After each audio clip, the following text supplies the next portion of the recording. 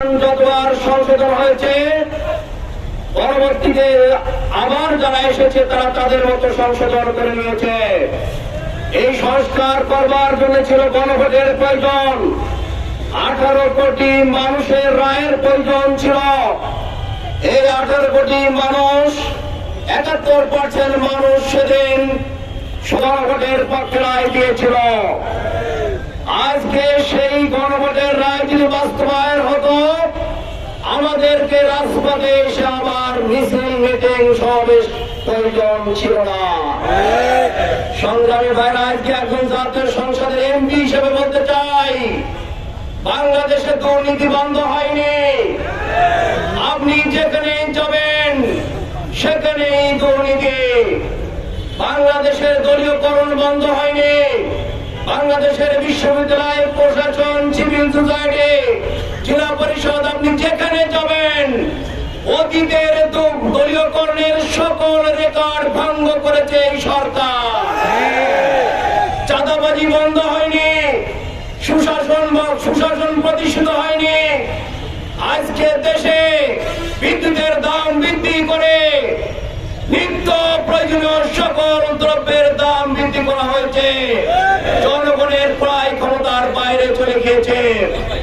আমাদের দেশের সুশাসন প্রতিষ্ঠিত হতো, ইনসাফ হতো, দলীয়করণ মুক্ত হতো দেশ, সন্ত্রাস মুক্ত হতো, দুর্নীতি মুক্ত হতো। বাংলাদেশের যে গণভোট হয়েছিল আপনারা জানেন, সেই গণভোটের যে শর্তগুলো ছিল, স্বাধীন দুর্নীতি দমন হবে। আমরা দেখেছি বাংলাদেশের সুপ্রিম কোর্ট আর দলীয়করণ হবে না। দেশের কোন জায়গায় বর্তমান সরকার বিদ্যুৎ দেখে এদেশের 18 কোটি মানুষের রায়কে পদদলিত করেছে। আমরা জনগণকে সাথে নিয়ে এই গণভোটের রায় বাংলাদেশে বাস্তবায়ন করবো ইনশাআল্লাহ। বাংলাদেশকে দুর্নীতি মুক্ত করব, সন্ত্রাস মুক্ত করব, দলীয়করণ মুক্ত করব, ইনসাফ ভিত্তিক ন্যায়, ইনসাফ ভিত্তিক সুশাসন বাংলাদেশে প্রতিষ্ঠা করব। জুলাই যুদ্ধেরা জীবন দিয়েছিল, তাদের প্রত্যাশা, তাদের আকাঙ্ক্ষা কি ছিল, কেন তারা জীবন দিল, এই তরুণ ছেলেরা কেন জীবন দিয়েছিল, বাংলাদেশের 18 কোটি মানুষের কাছে স্পষ্ট।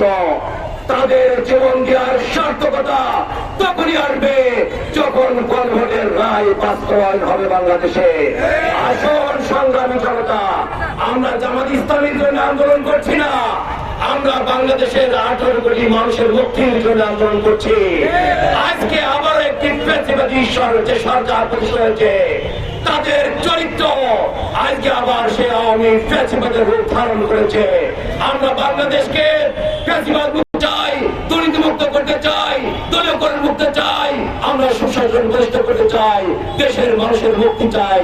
আসুন সেই গণভোট বাস্তবায়নের জন্য যে কর্মসূচি জামাত ইসলামী দিবে, 11 দল দিবে, সেই কর্মসূচির সাথে একত্রতা প্রকাশ করে আমরা আগামী দিনে গণভোটের রায় বাস্তবায়ন করবো ইনশাআল্লাহ। সবাইকে ধন্যবাদ।